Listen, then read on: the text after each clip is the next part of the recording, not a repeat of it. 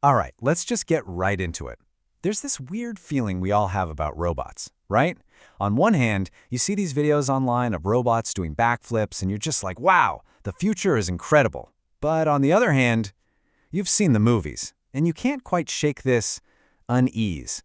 It's that exact conflict, the social media hype versus that deep down hesitation, that's at the very heart of the great robot debate today.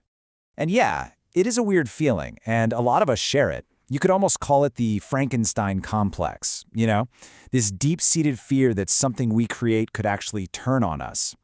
It's a story we've been told for decades in movies like The Terminator or iRobot.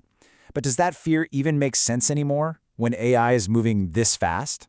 And this, right here, really nails the two worlds we're living in at the same time. We are stuck between these sci-fi nightmares of robot uprisings and the absolutely jaw-dropping reality of what companies like Boston Dynamics and Tesla are showing off every day. One tells us we should be terrified, and the other tells us to be completely amazed.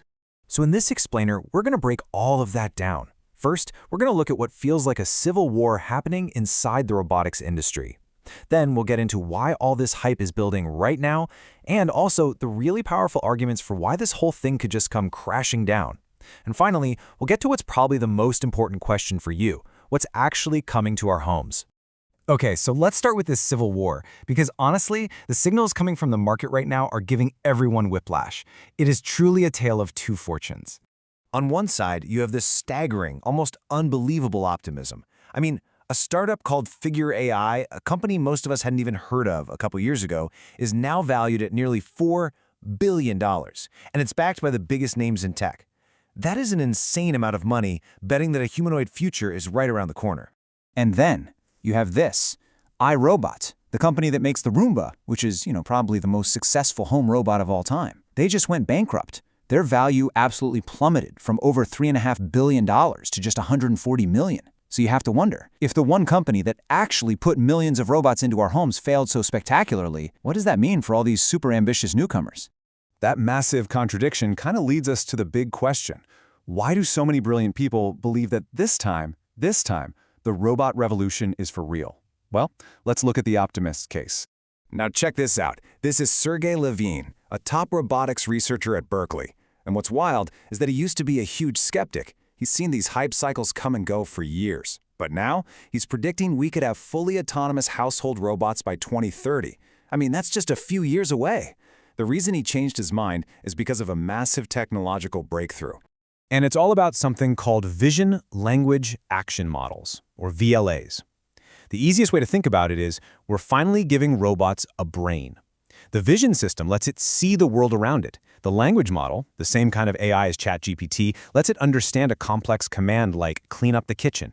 And the action system lets it act. This gives robots a kind of common sense, so it can learn from what it already knows instead of needing to be programmed for every single tiny task. And here is why that technology is going to show up in our homes way faster than on our roads. A self-driving car, it has to be almost perfect from day one, because one little mistake could be fatal. But a robot in your house, if it drops a dish while loading the dishwasher or messes up folding a t-shirt, it's not a disaster. It's actually a learning opportunity. Those lower stakes are a huge, huge advantage. Okay, but let's not get carried away just yet. There is a very powerful counterargument here, and it's being led by one of the pioneers of the entire robotics industry. And well, it's a pretty compelling one. The first dose of reality comes from the market itself. If you look at the home robotics market today, what is it? It's basically vacuums. 70% of the entire market is just vacuums and mops. All that hype about humanoid butlers? Right now, that's a tiny, tiny piece of what people are actually buying. And that brings us to Rodney Brooks. This is the guy who co-founded iRobot, so if anyone knows what works and what doesn't in our homes, it's him. And his take on the whole humanoid robot craze? It's brutal. He just calls it pure fantasy. And his main argument boils down to one simple but incredibly complex thing: touch. Our hands are amazing, right? They have thousands and thousands of sensors. We've trained AI on these gigantic data sets of images and text, but we have basically nothing like that for the sense of touch. And without that data, Brooks argues, robots will just always be clumsy. How does it know the difference between picking up a delicate egg and a heavy brick? Right now, it doesn't. And that reality check goes even deeper. A lot of those amazing demos you see online, they're not fully autonomous. There's often a person with a controller somewhere secretly driving the robot. Plus, they're tested in these pristine, organized labs, not your messy, unpredictable living room. And maybe the biggest hurdle? The prototypes themselves probably cost hundreds of thousands of dollars to build, which is a very, very long way from a price any of us could afford. So, you've got the soaring optimism of AI on one side and the grounding, harsh reality of physics on the other. Where does that leave all of us? Let's try to put these two views together and figure out what is actually likely to show up at our front doors. So the big debate right now is really about shape. The argument for humanoid robots is simple. Our world is built for humans. We have stairs, doorknobs, counters, so a robot should look like us to navigate it. But the specialized argument from companies like Dyson and Amazon says, wait a minute, the human body actually isn't that great at folding laundry or loading a dishwasher. A machine that's purpose-built for one job could be way more efficient. And the potential impact here is pretty significant. The World Economic Forum thinks that within the next decade, robots could automate about 39% of our household chores. We're not talking about cooking a gourmet meal. We're talking about the boring, repetitive stuff. Loading dishes, folding laundry, just tidying up. But here's the thing. The real killer app for home robots might not be about convenience at all. The most powerful reason to get these machines into our homes could actually be care. We are facing a massive global shortage of caregivers for our aging populations.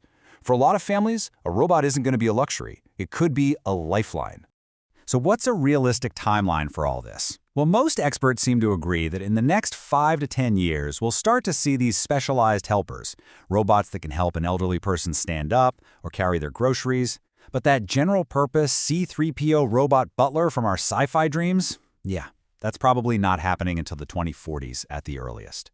And before we get anywhere close to that future, we have to deal with some really uncomfortable questions. I mean, can we trust an AI with cameras and microphones that is constantly learning inside our most private spaces? What happens to the jobs of millions of domestic workers and caregivers? And psychologically, does outsourcing care to a machine make us feel more connected or more isolated? These are huge questions we have to answer, and fast. The sci-fi author William Gibson famously said, "The future is already here. It's just not evenly distributed." And that perfectly captures this moment. The super advanced tech is real. It exists in labs. Meanwhile, most of us are just trying to keep our robot vacuum from eating another phone charger. So, at the end of the day, the future probably isn't a world filled with humanoid butlers. It's more likely a world with a whole ecosystem of specialized helpers. They'll be the ones to free us from the boring chores and help us care for the people we love. So, C-3PO might be on his way, but he's probably going to show up with wheels and a robotic arm that's designed to do nothing but fold your laundry perfectly. Which really brings us right back to the central question. The technology is accelerating, the need is definitely growing, but the challenges, both technical and social, are immense. So looking at everything we've talked about, you really have to ask yourself, are you ready?